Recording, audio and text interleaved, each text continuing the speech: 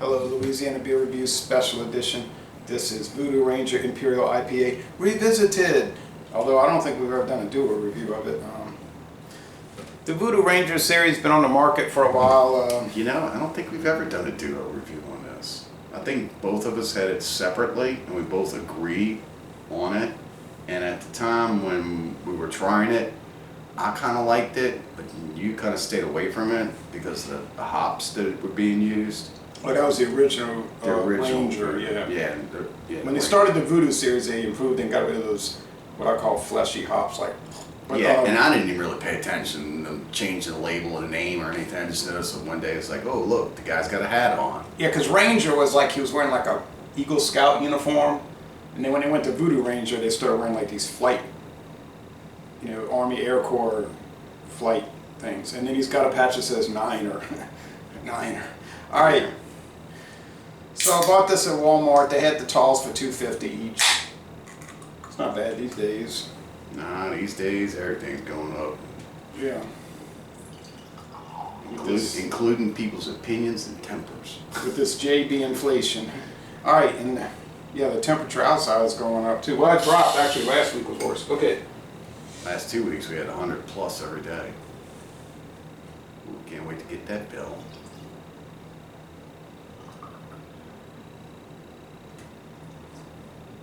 Oh, all right. How did I get to own all this phone? I don't know, this is the way it poured, but I'll give you some more because there's more left. I think these are about 8-ounce glasses, maybe bigger than 6. Cheers. Cheers. Yeah, they're probably 8-ounce glasses. It's just the shape makes it appear as though it's smaller. One thing I like about these snifters is it kind of puts all the aroma enough, supposedly, toward your nose. The aroma is... Oh, now the foam is off-white, and it's... What color is this? Orange gold or just gold? Yeah. I think it's just slightly dark gold, leaning on the side, kind of like a brownish gold. Yeah. It's, I was trying to think what national brand beer would this look like? Hurricane High Gravity. Yeah, it kind of does look like one of those high gravity beers. Well, this isn't a high gravity beer, so. Now this comes from Fort Collins, Colorado, and Asheville, North Carolina. We're probably getting North Carolina. Yeah, because we're so close to Mississippi. Okay. Cheers. Literally so close to Mississippi. Yeah, I'm 1 mile from the river bank. And where I'm at, I'm basically like a quarter of a mile.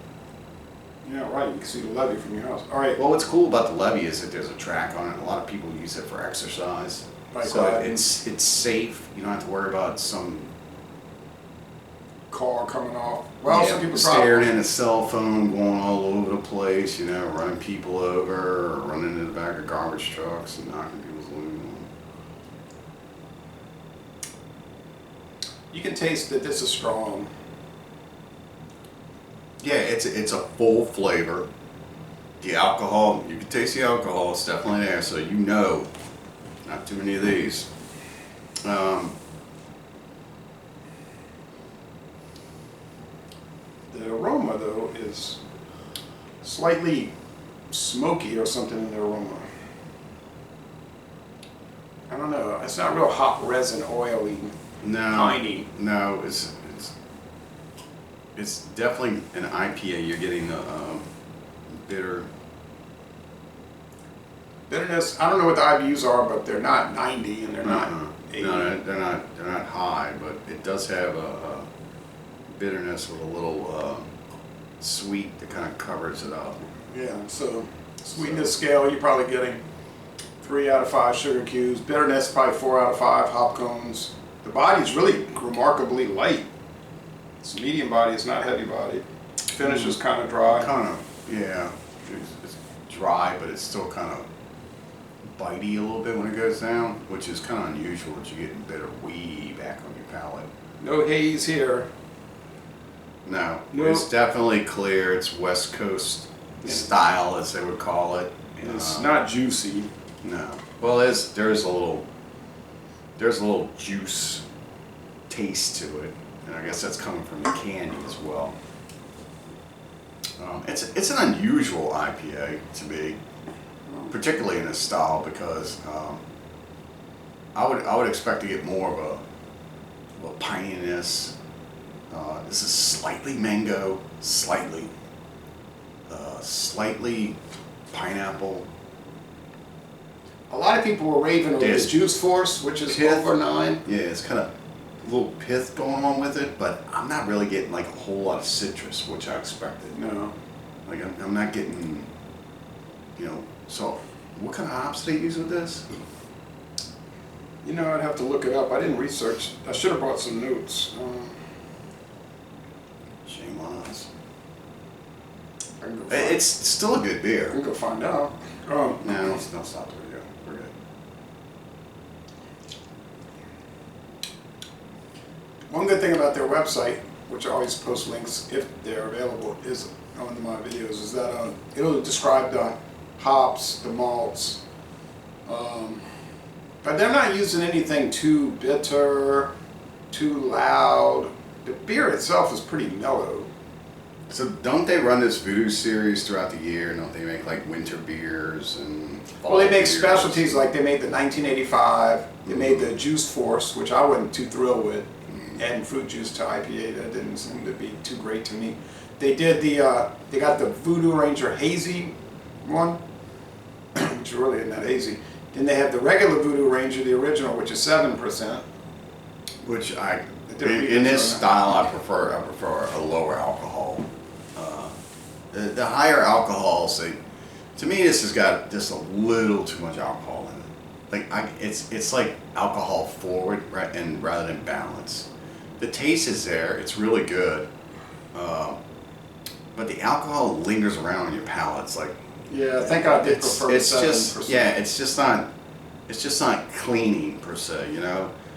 Like you expect the beer to wash it all down. You want to be left with a little bit of flavor in your mouth, but not something that kind of lingers. You know, like garlic. It's almost like it's not garlic flavor, but it's Lingering like garlic. like garlic would. Walmart had the talls of the Juice Force, this one in the 7%.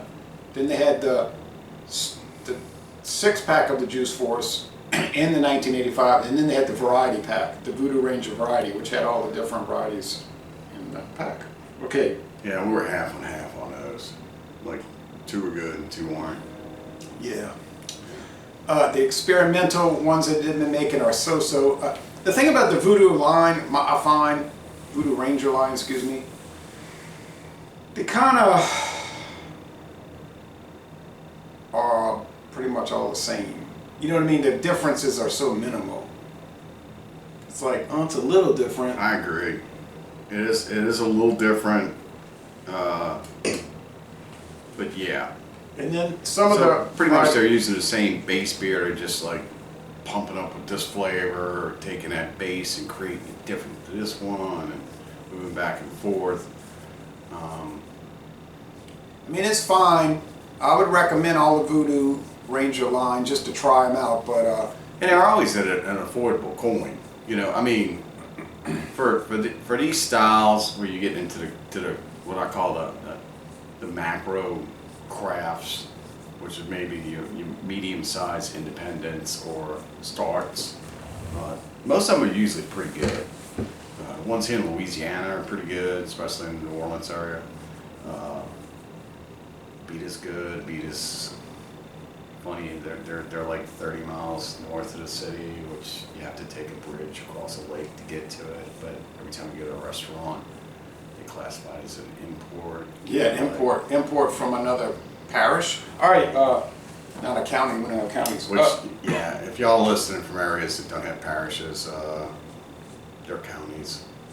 Okay, final assessment. It's fine, and it is, to me, it is an A beer, but my only complaint with them is that they're all kind of like, well, people say that about stone beers too. They're all kind of like the same, you know. Okay, that's probably true. But anyway, how would you score this?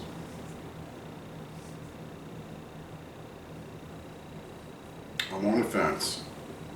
Well, that's going to get an A- or a B+. Okay, I'm gonna take one more sip. The 7% I gave a solid A to. This one, I'm not going to let your comment influence my decision. I don't want it to. I don't want it to. So I'm gonna have to say I would give this an A minus. I'm gonna give it right at a 90, which could go fall B plus or A minus. That's what I said. I was kind of on the fence on the letter grade. I'm gonna give it a 90. I wish that the flavor and the alcohol were greater mixed to create something. I mean, I don't know if this needs to age. I mean, it probably could age with the alcohol content, but it's also being sold in a can. I don't know how that would work I out. wouldn't age it. IPAs need to go fresh. Well, yeah, and this is kind of, and the hops are kind of like, yeah, I gotta change it. I'm gonna give it a B plus. It's just I like the bread crust taste. it's good, but it's not great. Yeah, I'm gonna go with 91. Still in the A minus range. It's making you sneeze, huh? Yeah, I'm gonna have to drop them down to an 89. Okay, so B plus, A minus. Yeah. It's nothing great, but on It's the other definitely hand, worth trying. And you know what? Prices. You might decide that, hey, these two guys here don't know what they're talking about. I love this style, and that's the beauty about everyone trying something and either agreeing or disagreeing on it. I mean, you don't have to go like come to fisticuffs over it or anything, but it's just, I think everyone has their own expectations as to how something should taste. And there's also like a written rule about a beer. This style should taste like this. You should expect that. You should expect this. So by going by style feature of a beer and the label and what they call it, it should taste exactly like it's labeled. yeah. And as far as a 9%er though, I think I would much prefer the Dogfish at 90 minute over this. I think with this flavor profile, the alcohol's too high. Sorry. That's why it gets a B plus. The alcohol flavor even is too high. The alcohol itself is too much. Even for the 90? For the flavor of this beer. No, I'm sticking to this beer. I'm not going to other beers. So just for this one, yeah. Okay. Yes, just for this one. All right. I would say the alcohol is too high for this beer. Okay. Well, we have pretty much the same opinion on this beer. We're only off by 2 points. Mm-hmm. And we're going to end this review by saying Lazy Lay Bon-Ton Relay. Check it out, especially if you get a tall for $2.50 and a stovepipe for $2.50. And we're going to end this by saying go to North Carolina and tour the New Belgium Brewery. Not to be confused with a tall. A tall is a 16 ounce. This is a 19.2. A stovepipe. A stovepipe. Drink better beers, kids.